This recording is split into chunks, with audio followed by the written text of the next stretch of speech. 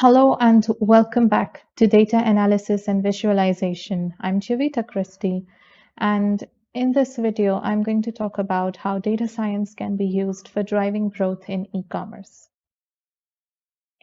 First, we are going to define growth hacking. So in recent years, the practice of using marketing analytics and data science to develop tactical strategies for e-commerce business growth has come to be known as growth hacking. And growth hacking is also sometimes referred to as growth engineering or simply just growth. Before I begin to explain to you what growth hacking is exactly and how you can achieve growth hacking in e-commerce business through data analysis or data science, I'm going to talk to you about conversion. So what is conversion?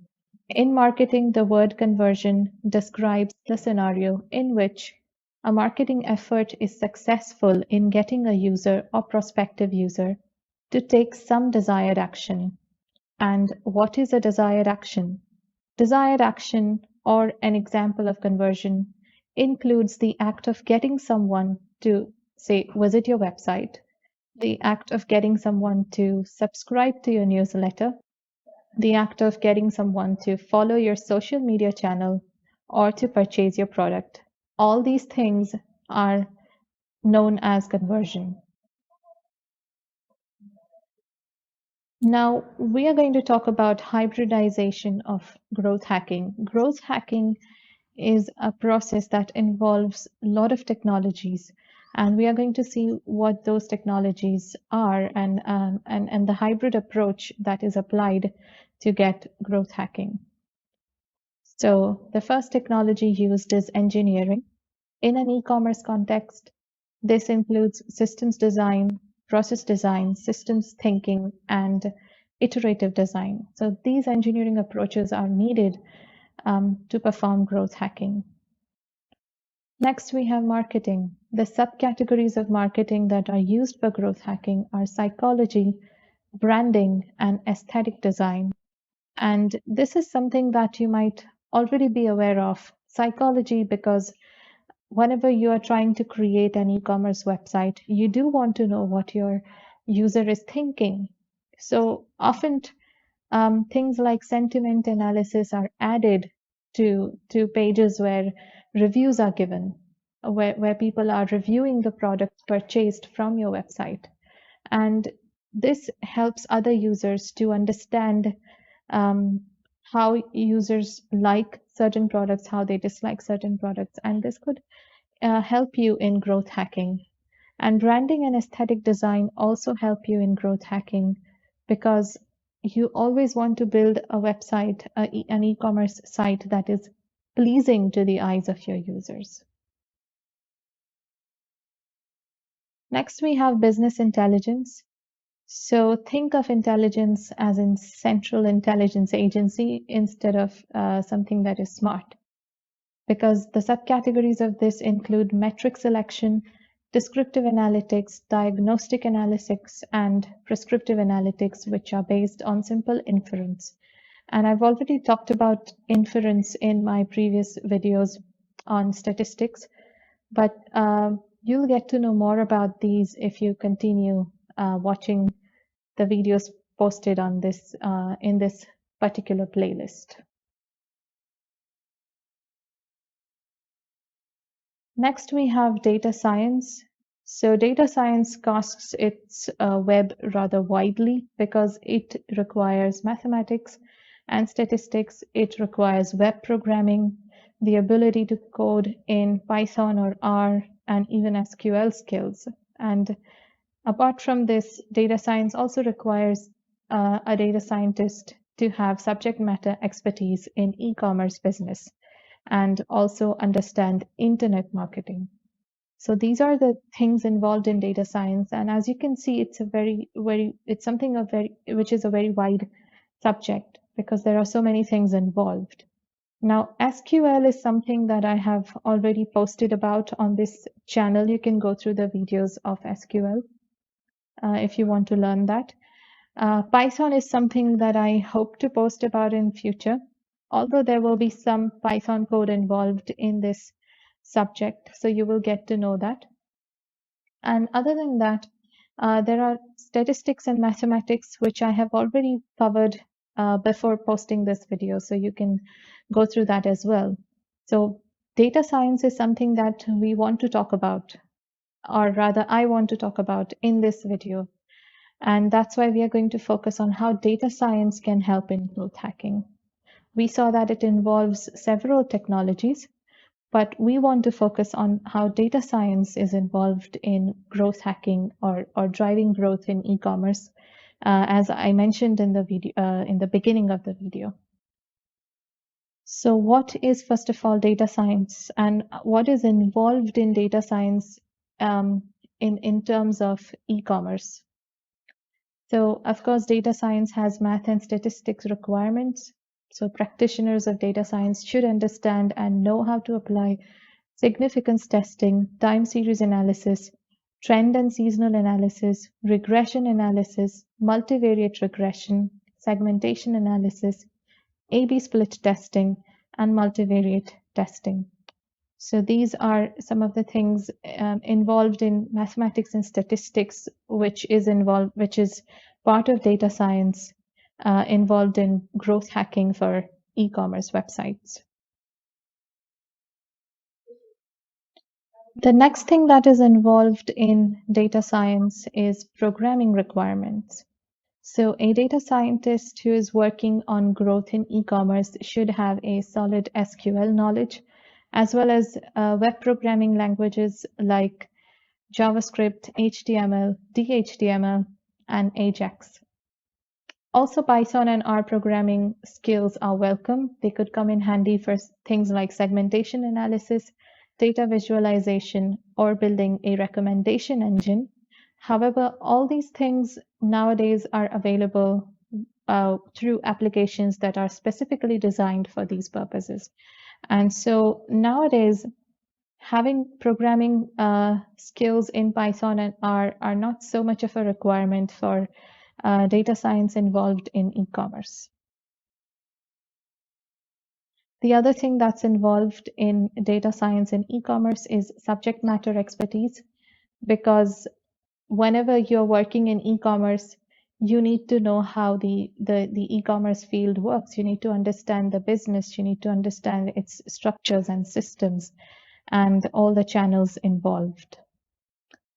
The data scientist must also know and understand how internet marketing works. Now we are going to talk about data scientists in e-commerce.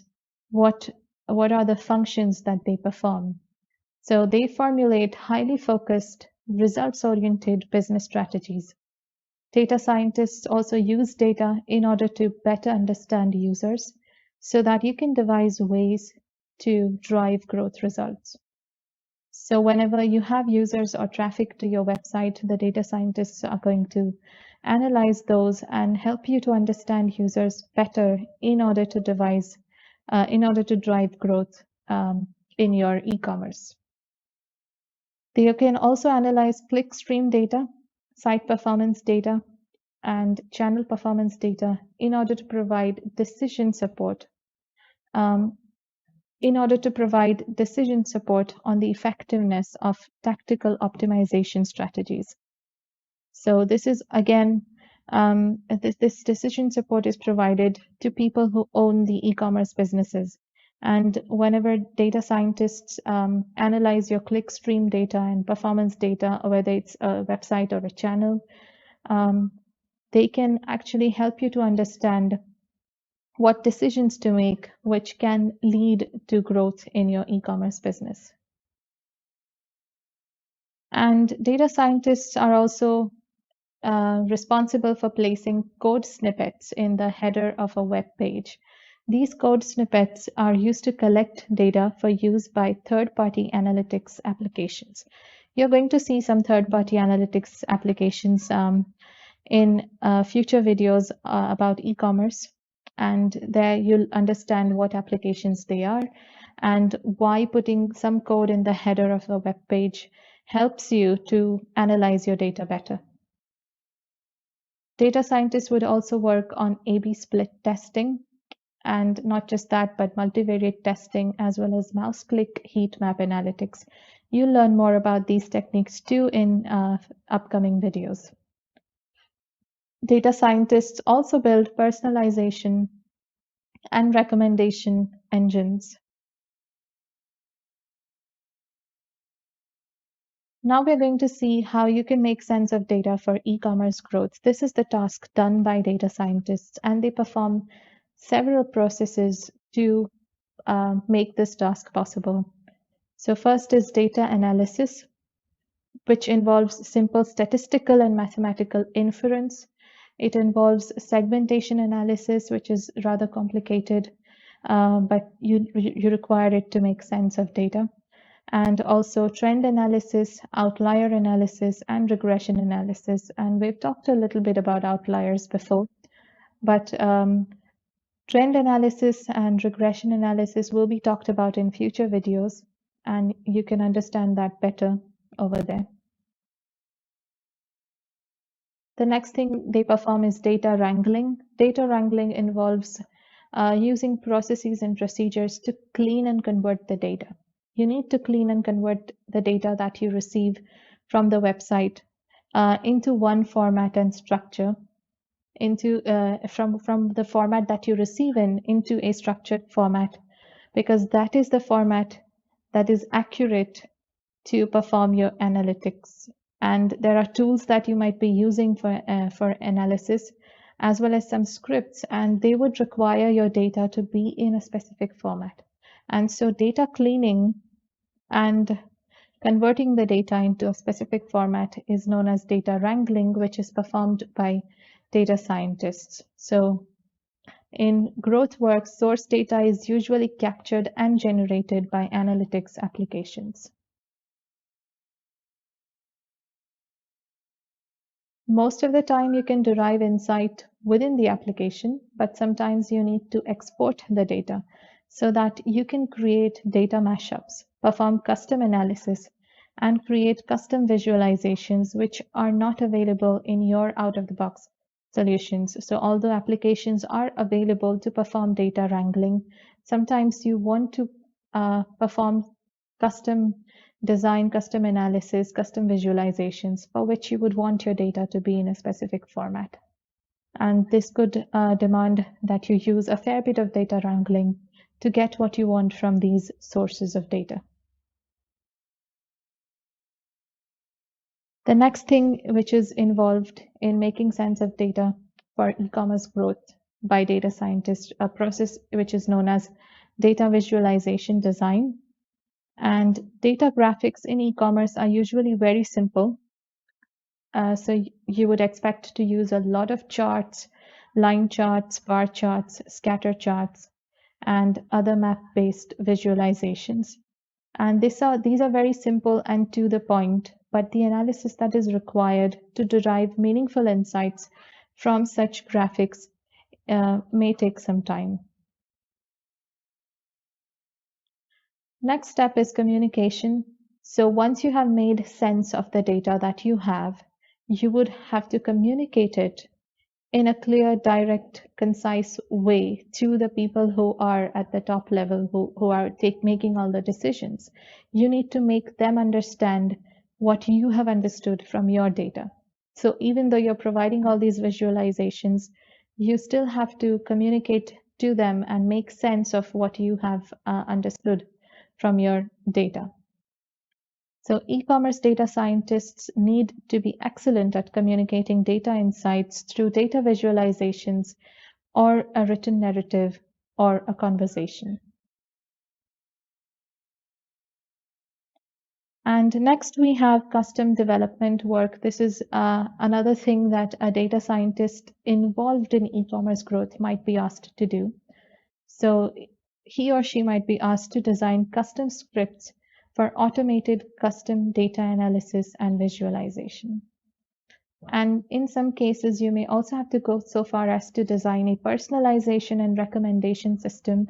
And these are very common nowadays. You might notice that if you open your Amazon application, it's different from the suggestions that you see are different from the suggestions that perhaps your friend receives, because you are interested in buying maybe um, electronics, but your friend's interested in clothes, and that's why your recommendations include more electronic items, and your friend's recommendations include more of clothing items. And those are all examples of personalization and recommendation engines or systems that are developed by data scientists. And sometimes data scientists are asked to develop such custom personalization and recommendation systems. You can, however, find a lot of pre-built applications available for these purposes, and sometimes it's only in very rare cases that the people owning the e-commerce business might ask you to develop certain designs which are custom to the e-commerce business. And this is where I'm going to end this video, but I'll be back with the next one. So I'll see you there, and thank you for watching.